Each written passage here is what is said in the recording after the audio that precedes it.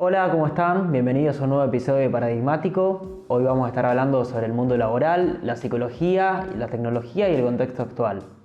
Los invitamos como siempre a que nos sigan en redes sociales y a que escuchen nuestros episodios anteriores.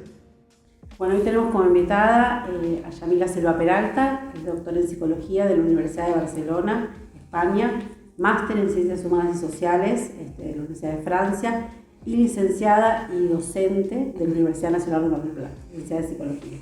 Investigadora del CONICET en temas sobre competencias sociales y emprendedoras, liderazgo transformador, coordinadora general de la Red de las Mujeres Emprendedoras Sociales, coordinadora del grupo de investigación e internalización de la Red Calca, que es toda de América Latina y el Caribe, y vicepresidenta de la Fundación Lindet Global y presidenta de Ridesco. Bueno, para nosotros es un gusto que nos acompañe Yamila. Bienvenida, Yamila. Como docente de la facultad, y sabemos que, bueno, hemos dicho poco, también has escrito un libro, así que ya nos contarás para adentrarnos en lo que es la psicología del trabajo. Bueno, el interés es, con toda tu experiencia que ya hemos contado y más también, es que nos empieces a contar un poquito sobre lo que tiene que ver con la psicología del trabajo, ¿no? Bienvenida entonces, Yamila. Bueno, muchas gracias. Bueno, ¿qué les cuento? Psicología laboral. Psicología laboral es a lo que me dedico hace casi 20 años. ¿Sí? Cuando empecé a estudiar la carrera de psicología, sabía que no me quería dedicar a la clínica, pero psicología laboral recién en cuarto año tuve la oportunidad de conocerla, ¿no? Y de empezar a ver cuáles eran esas variables que trabajaba la psicología laboral: el trabajo, la persona que trabaja, la persona que no trabaja, la persona que busca activamente el trabajo. Bueno, esos son los contextos en los cuales la psicología laboral, digamos, puede aportar, ¿sí?, desde esta subdisciplina o ámbito de trabajo, a las problemáticas de las cuales entiendo que vamos a estar hablando hoy. Bueno, hablando entonces del trabajo, ¿qué significa por ahí el trabajo? ¿Qué se habla cuando se habla de trabajo? ¿Qué peso puede tener para las personas también? Bueno, el trabajo, pasamos más de la mitad de nuestra vida trabajando, así que ya ahí tenemos un peso grande, ¿no? Muy importante en nuestra vida. Tenemos una vida productiva que es larga, ¿sí?, en el mejor de los casos. Y cada vez más con esto que decimos que vivimos más, ¿no? Que vivimos más longevidad, entonces más trabajo, ¿sí? La jubilación cada vez más retrasada, entonces más años de trabajo. Es un organizador de la vida de las personas, el trabajo. Y desde este primer punto podemos decir qué es lo que organiza el trabajo. El trabajo te impone una estructura de tiempo, claro, que va más allá de tu tiempo libre, de tu tiempo ocioso. Sí. El tiempo libre se define en algún punto. Sí, exacto, a partir del tiempo de trabajo. O sea, lo que no es trabajo, tiempo libre. ¿Sí? ¿Qué hago con mi tiempo de no trabajo? Podríamos preguntarnos, ¿no? Sí. El trabajo te da vínculos que exceden a tus vínculos familiares, a tus amistades, a tus vínculos, no sé si haces un deporte, deportivos, comunitarios, sociales. El trabajo te impone metas o objetivos que van más allá de las tuyas personales, que las tenés que alcanzar. Bueno, ciertas restricciones, limitaciones, ¿no? O sea que en todo ese sentido el trabajo te organiza, pero también te da reconocimiento, te puede dar estatus, te puede dar prestigio, te puede dar poder, te da un salario, te da beneficios, te da condiciones, ¿no?, de seguridad. Objetivos, lo que vos decís, ¿no? Claro. La persona en situación de trabajo se va cambiando los objetivos, que tienen que ver a veces no solo, me imagino, con la preparación, sino también con las etapas de la vida. Sí, digamos que los objetivos o las motivaciones de las personas van a ir cambiando a lo largo de su vida. Pero a veces uno no trabaja de lo que le gustaría estar trabajando también, ¿no? Y ahí se va complejizando la idea de trabajo. Claro. Yo quiero ser una mujer que se desarrolle en una organización orientada al cuidado del medio ambiente y quiero llegar a un cargo directivo. Bueno, puede ser un gran objetivo ambicioso en mi vida y, sin embargo, ni está la organización, ni está la oportunidad, entonces uno va como cediendo sus objetivos hacia lo que necesita también, ¿no? Pensemos, si quieren, en la pirámide de Maslow, de necesidades básicas, donde, bueno, primero las fisiológicas y las de seguridad, para luego pensar, diría Maslow, ¿no?, en la autorrealización. Claro. O sea que uno siempre tendría, porque estaba pensando, ¿no?, en cuál es el aporte de la psicología, ¿no?, a la psicología del trabajo. Y uno de los aportes podría ser esta cuestión que también, ¿qué habilidades hay que desarrollar para trabajar? ¿Qué habilidades hay que desarrollar para mejorar lo que vos decís, los objetivos en las metas. Yo estoy pensando más que en habilidades, bueno, hay un concepto que es más complejo que habilidad, que es competencia. Competencia, fácil. Que también tengo mi percepción en relación a eso, porque, a ver, competencia viene de un contexto norteamericano. Sí. ¿Sí? Se pensó en un contexto en el cual, bueno, había que competir también por acceder a un puesto de trabajo, ser más empleable, Hoy también hay que competir, no digo que no. Sí. Pero prefiero hablar de saberes. Saber, conocimientos, saber hacer habilidades, que es lo que nombrabas, claro. saber estar, actitudes, saber ser, valores. Sí. Y todos esos saberes combinados hacen que, bueno, ¿cómo hago para orientarme en una búsqueda laboral de lo que me interesaría trabajar, por ejemplo? Claro. ¿Cómo hago para estar en una organización que me gusta, que la valoro, que quiero crecer? Bueno, ¿cómo hago para conseguir, por ejemplo, una promoción, un ascenso? No sé. Ahí aparece algo de la creatividad también, podemos decir. El trabajo es una actividad subjetivante, ¿sí? En sí, o sea, produce subjetividad, y la creatividad en el trabajo es un gran indicador de cómo esa subjetividad se conforma, ¿no? Porque uno puede poner en juego la astucia, puede poner en juego la innovación, puede poner en juego la curiosidad, esas ganas de querer aprender más, ese cuestionamiento de las cosas están así, el status quo, la zona de confort. Siempre fue así, siempre se naturalizó así, nadie lo cuestiona. ¿Y qué pasa si lo pensamos de otra manera, no? El trabajo... pequeñas cosas. Claro. Por ahí alguien llega y dice, mira, lo ves de otra perspectiva y dice, podemos cambiar el uniforme, o sea, podemos cambiar las cuestiones de identificación. Sí. Que ahí aparecería. Es verdad, el trabajo otorga identidad, ¿sí? Otorga identidad, y ahí también está la relación con la subjetividad. O sea, nosotros, ¿cuántas personas ustedes conocen que les preguntamos, ¿y vos quién sos? Y se definen por lo que hacen. Exactamente, claro. ¿Sí? Y yo soy psicóloga. No. Claro. ¿Quién sos? ¿Quién es Yamila? Entonces ahí uno empieza a pensar las respuestas de otro lugar, pero como que tendemos, justamente porque el trabajo ocupa un lugar tan importante en nuestra vida, a definirnos por el trabajo. Claro, exactamente. ¿Sí? Claro, que es la segunda pregunta, ¿a qué te dedicas? Sí. ¿No? Que uno es quién sos y por mi identidad. Así es. Yamila, y hay un término que es work-life balance. Sí. ¿Qué nos podrías contar sobre el mismo? Work-life balance, bueno, vamos a traducirlo. Es balance vida-trabajo. Es un modelo también, hemisferio norte, bueno, muchas cosas nosotros importamos de hemisferio norte. Apropiaciones. Vamos a repensarlo, porque claro, la psicología laboral también es una disciplina, la psicología, que está muy nutrida de los aportes norteamericanos y europeos. Con modelos empresariales muy fuertes que, bueno, fueron generando modelos teóricos que se fueron asumiendo también en el sur, ¿no? En el sur global, y en Argentina en este caso en específico. Si yo hablo de work-life balance, voy a hablar entonces del balance entre la vida laboral y la vida no laboral. Ahí va una primera crítica al término work-life balance, porque no es el balance entre la vida, entre el trabajo y la vida, sino entre el trabajo y el no trabajo, porque el trabajo en sí es vida también, después de todo lo que dijimos antes, ¿no? Más de la mitad de nuestra vida es trabajo. Entonces, ¿cómo balanceo mi tiempo de trabajo con mi tiempo de no trabajo? ¿Qué oportunidades me brinda mi contexto laboral para ese balance? Y bueno, hay contextos laborales que lo plantean, lo explicitan, lo trabajan, generan políticas, programas y acciones para eso, y otros que no. Entonces es muy importante pensar en cómo logro un equilibrio sano para mí, saludable para mí, entre mi tiempo de trabajo y mi tiempo de no trabajo. Y eso implica plantearse muchas cosas, sobre todo vinculares, sociales, ociosas. Si yo quiero trabajar todo el día, 24/7, hay un montón de otras cuestiones que no voy a construir en mi vida, ¿sí? Y decido hacer eso. Bueno, ahí hay podemos decir, podríamos hablar de adicción al trabajo, podemos hablar de sobreadaptación, podemos hablar de un estrés, podemos hablar de una cronificación del estrés incluso, o sea, afecta a la salud, ese desbalance. Son varias las consecuencias que tiene la salud mental, física también incluso, podríamos decir. Sí, pues afectaría el sueño, la alimentación, podrías empezar a tener psicosomatizaciones, afecta a tus vínculos, porque a ver, imagínate una persona que, bueno, me pongo como ejemplo, si yo trabajo 24/7, tengo 2 niñas, ¿cuándo veo a mis hijas? Si tengo que hacer deporte, porque creo que el deporte tiene que formar parte de ese equilibrio, ese work-life balance, cuando tengo tiempo para hacerlo. Si tengo que descansar, tengo que tener un buen sueño, porque también forma parte del work-life balance eso, cuando duermo bien. De hecho, yo pensaba en cómo desde el trabajo los directivos, las directivas de la organización pueden orientarse a sostener ambientes que tengan este balance entre el trabajo y el no trabajo.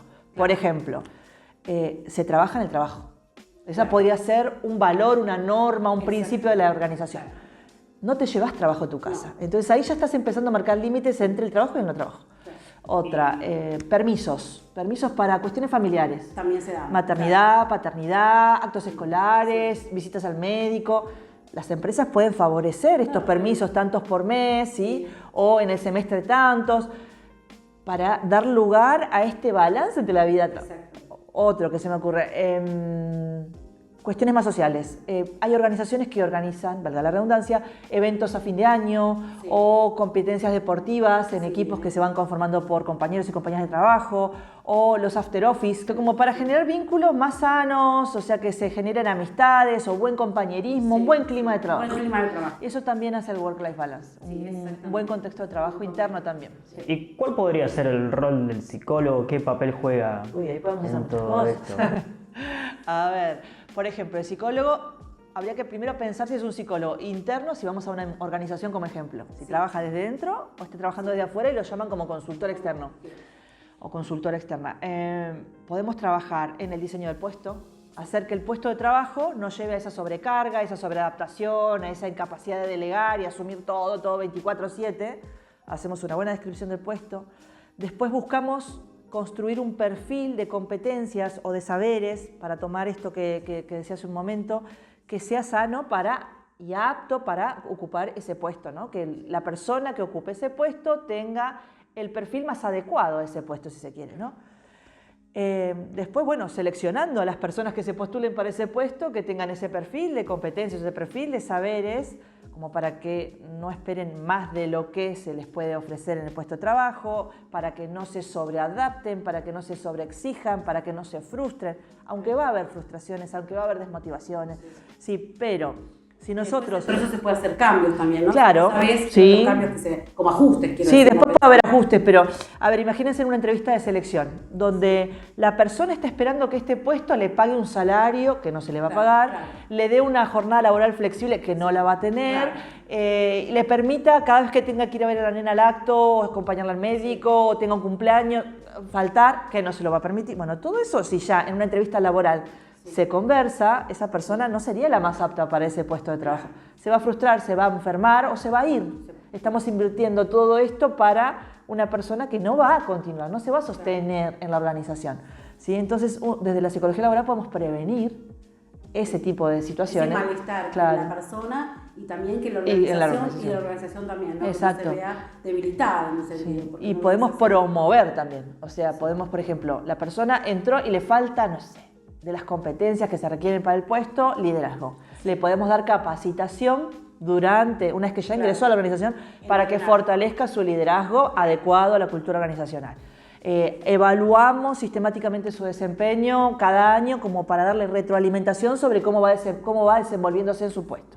¿Sí? Entonces hay como también estructuras y ahí la psicología laboral puede ir aportando en todo el caminito, en toda la vida que una persona tiene en una organización. Desde que ingresa, lo que se planea antes de que ingrese y cómo se sostiene hasta que se desvincula. Claro, desde la inserción laboral hasta el abandono de ese trabajo, sí. digamos. Puede ser abandono, puede ser me cambio porque conseguí una mejor oferta, puede ser me promocionaron a otra. La jubilación, que cuesta tanto, como decimos ahora. Con esto del cambio de vida cuesta tanto. Sí, cuesta mucho porque implica, bueno, vuelvo a eso, si el trabajo me brinda identidad, productividad, claro. ¿Qué pasa cuando no tengo mi trabajo? ¿Quién soy yo si ya no tengo mi trabajo?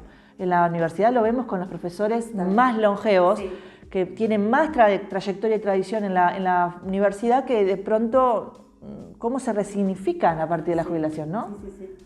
Después hay un tema que nos interesa, el contexto social, ¿no? Porque siempre hablamos de cómo afecta el contexto social y económico respecto a las dinámicas laborales. Y también los cambios sociales, porque pensaba, por ejemplo, lo que hoy se denomina autopago, ¿no? Como esa cuestión que uno va a un supermercado, va a un lugar, se compra todas las cosas, se va al carrito y después se paga, se carga los productos y se va el pago solo, ¿no? No hay una persona.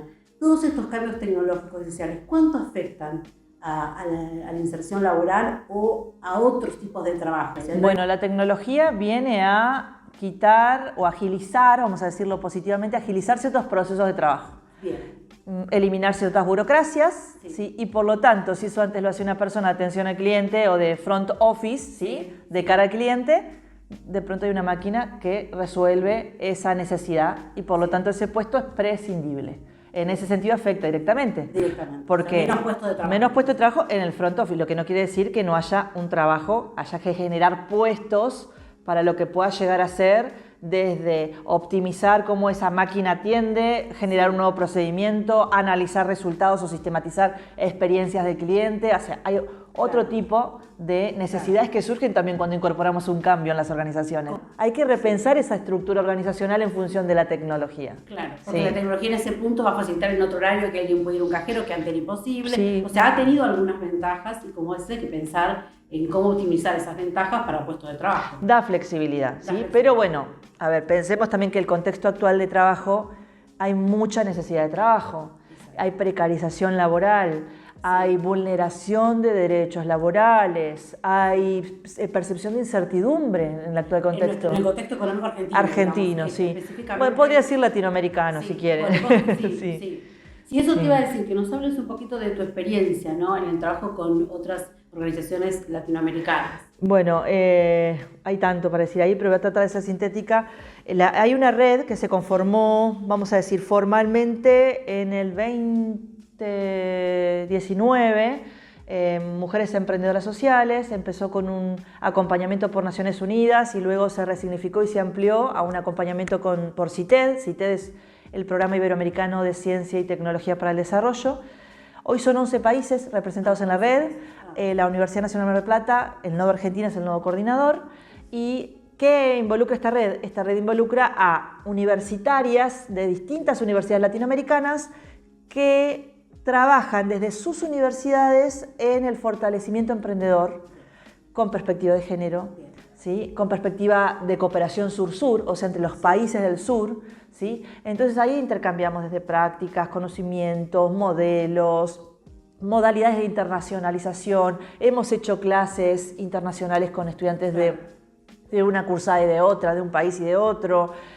Trabajos de investigación, bueno, se dan múltiples, ahí nos ponemos súper creativas, ahí está la creatividad, podríamos decir la máxima potencia en esa red. También cuando país vos has visto cambio en estos últimos tiempos. Sí, creció muchísimo el emprendimiento, sí.